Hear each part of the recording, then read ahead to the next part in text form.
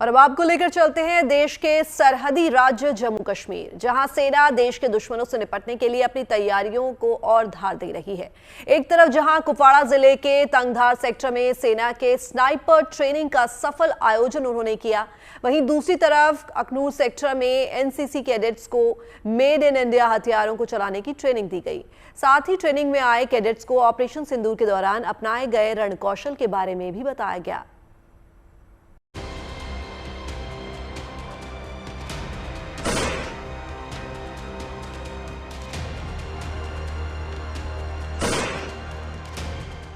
घना जंगल, ट्रिगर पर उंगली और टारगेट पर निशाना। ये तस्वीरें सेना के साहस और शौर्य की महज एक झांकी है, जो आई है कुपवाड़ा जिले के तंगधार सेक्टर से, जहां हर वक्त देश के दुश्मनों का खतरा बना रहता है। इसी खतरे को वक्त रहते नाकाम करने के लिए सेना की ओर से स्नाइपर ट्रेनिंग आयोजित की गई, जिसमें शामिल जवानों ने अपने रण कौशल का शानदार प्रदर्शन किया। भारत माता की जय।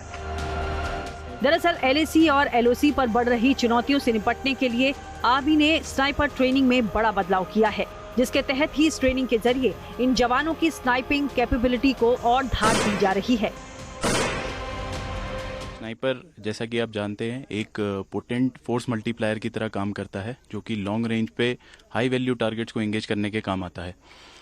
ये लोग हाईली मार्क्समैनशिप, सर्वाइवल एंड आपका लॉन्ग रेंज सर्विलेंस में माहिर होते हैं।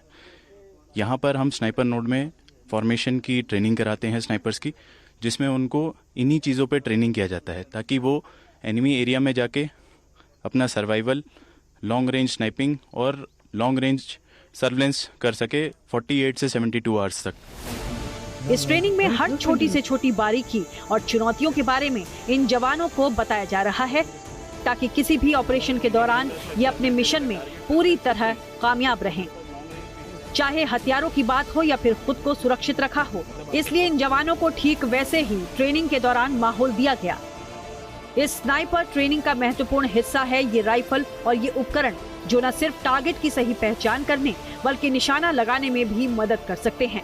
स्नाइपर ट्रेनिंग के एडवांस कोर्स में स्नाइपर टीम को SAKO स्नाइपर राइफल से ट्रेनिंग दी जाती है, जिसका वजन बिना बुलेट के करीब 5 किलो है और इसकी इफेक्टिव रेंज 1500 मीटर है। अलग अलग प्रकार की ट्रेनिंग देते हैं, जिसमें 500 से लेके 1100 मीटर तक की रेंज पे हम उनको फायर कराते हैं और ट्रेनिंग देते हैं। ऑपरेशन सिंदूर में कितना? ऑपरेशन सिंदूर में भी स्नाइपर्स ने काफ़ी अहम रोल अदा किया था, एंड वो हमारे ये ट्रेनिंग उसमें काफ़ी काम आई। उधर अखनूर सेक्टर में भारतीय सेना ने एनसीसी कैडेट्स को मेड इन इंडिया हथियारों को चलाने की न सिर्फ ट्रेनिंग दी, बल्कि उनके बारे में भी तफसील से बताया।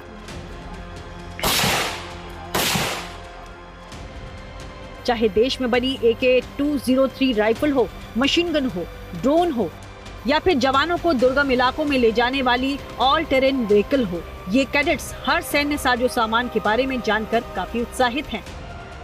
कैसे इंडियन आर्मी अपने पूरे जोश से लड़ती है, क्या क्या इक्विपमेंट्स होती हैं, क्या क्या होता है।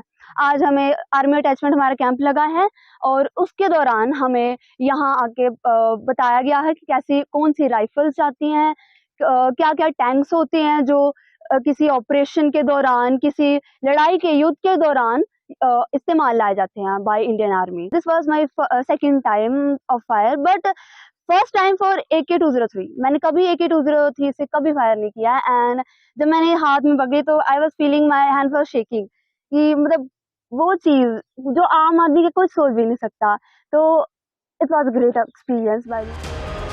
इस ट्रेनिंग के दौरान इन एनसीसी कैडेट्स को ऑपरेशन सिंदूर के दौरान सेना के शौर्य और पराक्रम के बारे में भी बताया गया। हमें यहाँ पे ऑपरेशन सिंदूर के बारे में भी बहुत ज्यादा चीजें पता चली, जैसे ड्रोन्स के बारे में, जैसे जो इस्तेमाल हुई, जैसे AK-203 उनके बारे में मेन हमें बताया गया। जो एक राइफल है जो हमें बताया गया कि यहाँ पे जो ऑपरेशन के दौरान ये बहुत ज्यादा इस्तेमाल में भी लाई गई थी, और यहाँ पे हमें फायरिंग भी करवाई गई और ऑपरेशन सिंदूर की पूरी वीडियो बताई गई। आज हमने बहुत ही अच्छा एक्सपीरियंस किया, आज का दिन भूलेगा नहीं कभी। आज हमने ऑपरेशन सिंदूर जो पहलगाम में अटैक हुआ था उसके बारे में, वहाँ पे कैसे कैसे ऑपरेशंस हुए उसके बारे में हमें बताया, और इंडियन आर्मी में जो भी वेपन्स हैं उसका डिस्प्ले देखा हमने, उसके बारे में सुना और उनसे ब्रीफिंग हुई हमें, और हमने एक जम्मू कश्मीर देश का सीमावर्ती राज्य है, जहां हर वक्त देश के दुश्मन माहौल बिगाड़ने की फिराक में रहते हैं। इसलिए भारतीय सेना इन दुश्मनों से निपटने के लिए हर समय सरहद पर अलर्ट रहती है। अखनूर और तंगधार सेक्टर में सेना की यही चौकसी नजर भी आई। Bureau report, good news today.